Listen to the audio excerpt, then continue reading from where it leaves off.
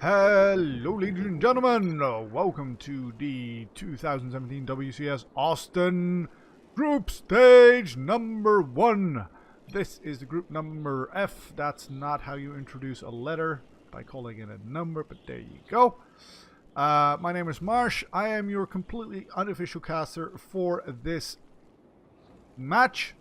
This match took place some month ago, but I haven't gotten around to actually seeing it or, casting it or anything. I don't even know which one of these two players wins. So yeah, there you go. Anyway, round 1, group stage 1 of the WCS Austin replays. Very generously released by somebody on Twitter. I hope that was an official person. And yeah, as mentioned, I am in no way affiliated to whoever it is that puts these things on. Over at the bottom left side of Proxima Station, playing for Sloth. Pokebunny. Pokebunny? Pokebunny? Pokebunny. His opponent is Dario Wunsch. TLO, the little one, hailing from Germany versus Pokebunny, who's not from Germany, I think. I think he's a North American. I'm not sure. That's why we have Wikipedia. Yes, American. If you're going to show up on the open bracket, which is pretty much is of a WCS tournament, you'd better live fairly close or be confident that you can recoup your investment. And while I'm not going to speak poorly of Pokebunny's StarCraft prowess, I wouldn't rank him up there with TLO. TLO also having gone to the open bracket, but may feel just a little bit more comfortable in doing that. Of course, has the support of Liquid, the team.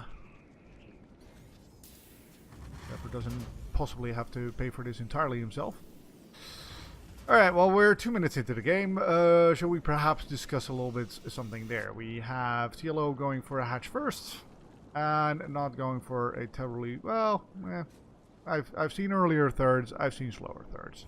His opponent going for what is these days a fairly standard as well, which is, a quick factory build. Let's see what he does with this.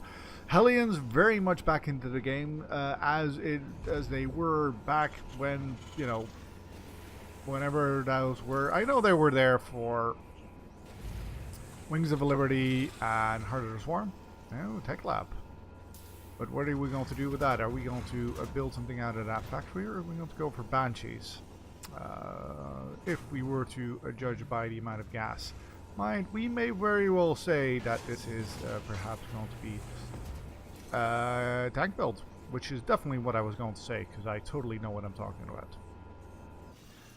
Second base up for Pokebunny, and this Reaper is getting not much done. Just a couple of Zerglings in defense. Ooh, and a Spinecrawler taken. TLO just making sure he's not going to die to anything horribly weird. Gets that Spinecrawler just to make sure that, he can move that up. Lots of hit points. Lots of damage output. Good defensive tool. And if you trust in your macro ability, as TLO may do against Pokebunny, then that's not too bad of an investment. Anyway, 1 tank, 4 Marines. Tanks, of course, no longer being able to fly when sieged up.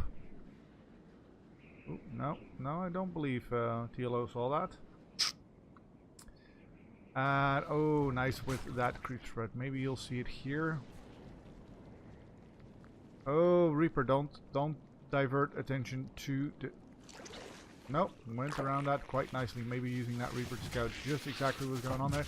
And here we go, making sure that this debris is taken out just in case the Terran wants to put a tank down here, and so he does. But with this positioning, it managed to deny that siege up and pushes Pokebunny back. This, of course, being a little bit further back in range of that Spinecrawler, though. And nice positioning there. Oh, but that tank is going to get taken down. And by pokebunny does actually get out of there, including with that Reaper. So very nice play by TLO. This is actually something I've seen before, where you put your tank there. Very reminiscent of that King Sage on station, where that tank positioning here is just, you know, you have to take this down, otherwise you can't do anything with it. Are you going to be working today? Drone, you're... Oh, here we go with the reinforcements coming up for pokebunny. That TLO has that well in hand, spots it, surrounds it, and forces the pokebunny to lift that up once again.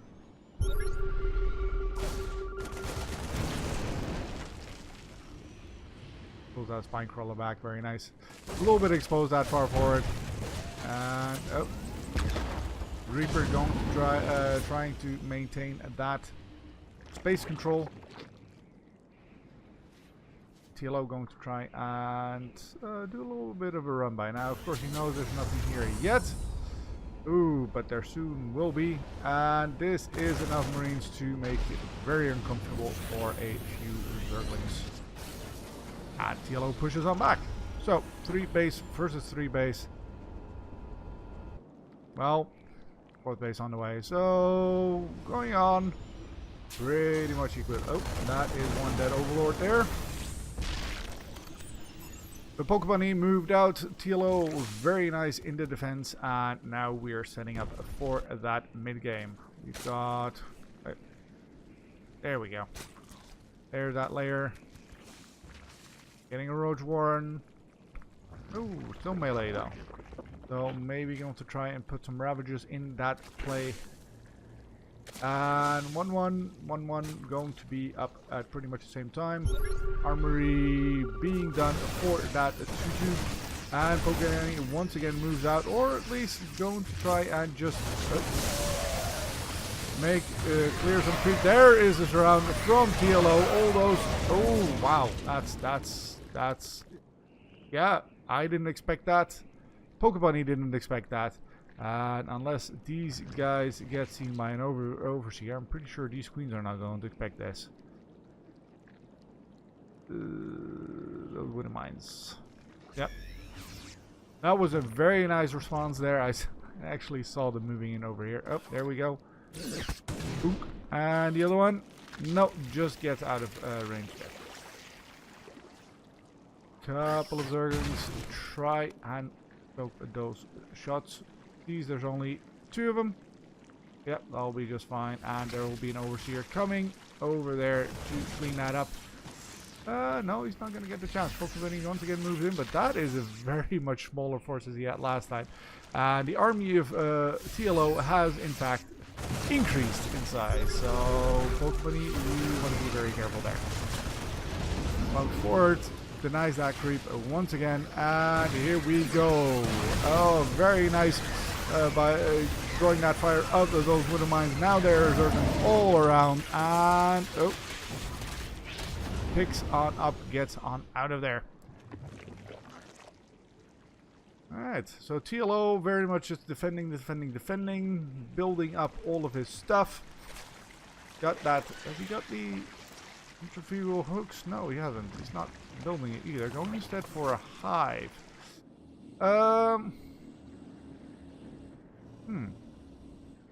Wondering if we're going to see some Ultralisk there. The burrowed Ultralisk with charge, which isn't really a thing. Oh, there we go. Sending a couple over there and to catch all those reinforcements. Very nicely done. He even gets past that wall, but that's not going to live very long. And the reinforcements, or the push, I have to say, of Pokemon does get back and intercepts all those Zerglings. But TLO slowly starting to push Pokebunny back on his side of the map, making sure he doesn't get attacked right now. Now that he's building his Ultralisk Cavern, he's getting those, I think he just did, Pathogen Galan, getting those infestors out, really making sure that he's going to be set for the late game. If you have a couple of Ultralisks, if you have Banelings, and you can... Oh, that is right in the middle of his scan, but he still walks into that. There we go. And Corrosive Ball coming on down there. Nice shot. Alright, those Banelings still going very slowly. There is Sentry to apart. So yeah, pokebunny does have to push now, because if he waits any longer, there'll be fast Banelings, there'll be Ultralisk, and yeah, I don't know, this is all the army he has. That's 90 army supply to 110, and there's Zerglings in the middle line right there. Did not quite catch that. And here we go. Alright, slow, a little bit moving on in there. This is nicely done by the Terran, baiting for just a little bit, trying to get to those. Ooh, that was a nice Widowmine hit right there. Gets on in those medevac and gets on out of there. Now, oh, this is not going to end well. Ouch. Alright, here's the rest of the army of pokebunny, but with just 2 medevacs. No, there's 4 medevacs. They were just extremely overstimmed. Oh, those failing landmines getting detected right there. Alright, I was saying something a little while ago. Oh, sending Zerglings out there once again. Oh, those are a lot of burrow banelings. He's trying to bait those. Oh yeah, he's definitely baiting the hell out of that there. Or the first Ultralisk. Chitinous plating just finished. And Zercar first level 3 about to finish. Oh, you want to unburrow one of those and get those shots. Want to try and get back into that mineral line, and he should be able to do that because he sees exactly what's going on here with these barrow tailings there. Pokebunny gets a spot off right there. And do we have Corrosive Ball to deal with that? No. But we have Ultralisk. Ultralisk also very good at dealing with bungled units. And TLO choosing not to unburrow those right there. This Pantry Fortress makes for a very good pivot point or grounding point for the army of Pokebunny, and may very well be the best fight he can take. But let me just go over here. This got cleaned up. This was, well, it was probably going to hold, but with 42 army to supply to, you know, this being dead, being in the production of Pokebunny, which I didn't see and Pokebunny didn't see. Yes, very much a done deal. GG.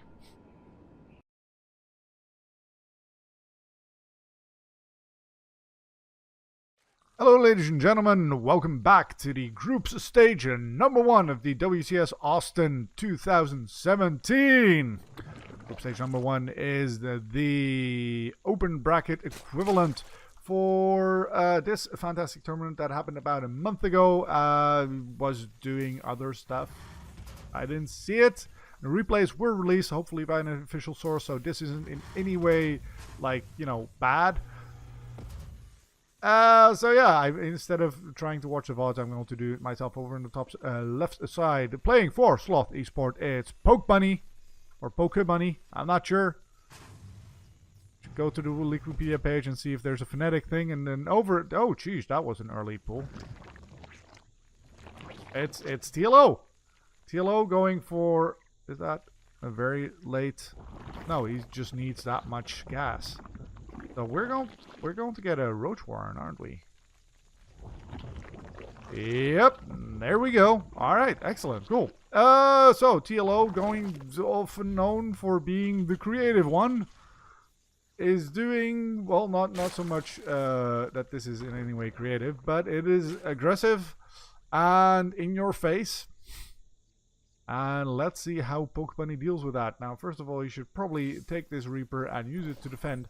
Because what some Zergs like to do, and what TLO is most definitely going to try and do, is kill this SCV. And killing that SCV while that command center is still building means that all of this time invested in building this is going to be either completely and utterly lost, or he's going to at least delay it by a significant margin. And TLO gets into there, and the Reaper turns around. TLO, you wanna actually kill that one?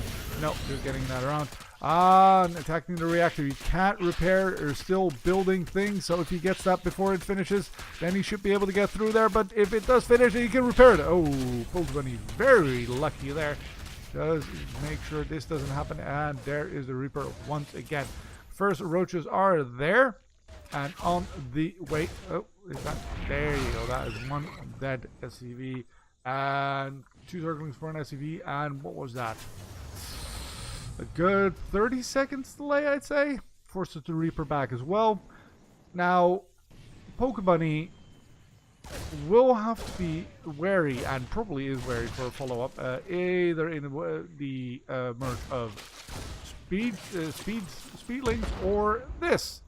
Sees the first roach, doesn't see the second roach or the first. Oh, that is so important. If he'd not finished that. Oh, don't fly your Ravager in there. That's bad. That's bad. Alright. 3 Ravagers, and where's my high ground vision? Where's the high ground vision? There we go. Alright. With this, you should be able to contain fairly well. Oops. Oh, especially if it can cancel that. Nothing in there yet, and nor will it finish. That means that pokebunny is entirely at the... There's a word for that. He's at the mercy. Yes, mercy. Mercy is something TLO doesn't really have. Oh, again, with almost getting that reactor. There's high ground vision, so now he can just Ravager that up if he so chooses. And bloody hell, would you just die? There we go. Alright, cool. And that is half the production of bio, at least, as well. Taking down that supply depot should. Now he has enough supply, doesn't have to worry about it. Oh, does now lose 1 roach. Is that the first roach? No, the second roach. Cyclones, of course, is very good at dealing with roaches in low numbers. With this many of them, though. Yep. Does manage to take out a Ravager. Look at those SCVs being ballers, taking out a Ravager all by themselves. And TLO at the back of it, he's been groaning up. Like he's doing this at the same time. At the same time, he's like, well, I'm just gonna build drones. He even took some of these guys out of gas, taking a third right there. Now there's just 2 of these left, and oh, just barely misses those. And is Pokemon going to chase that down? Alright. Cool. Now, the second, or the natural order of command is still in is still alive, is still functioning. He managed to save that second barracks as well, rebuilding that reactor core. So, oh, nice micro right there. Oh, damn it. If you want to be as good as pokebunny is at this, then go on over to the arcade and play StarCraft Master. I think that's what it's called. StarCraft Expert? Oh, not quite fast enough there, and TLO gets the kill. Now, of course, with only, yes, of course, the entire wall is gone. The entire wall is gone, and there hasn't been a new... Well, if that is Stim, that is not Stim, that is Combat Shields, which is very much worth it, by the way. Stim did finish earlier. And pokebunny has enough units to take that back, or at least that is until all of these are going to come around. You're not going to be able to take that base there. Oh, 5 Marines. Oh, there's another 7 of them right there, going for that SCV, making sure that that wall does not get completed. And TLO takes the series 2-0. If you enjoyed this video, press that like button. If you'd like to see more of me, subscribe.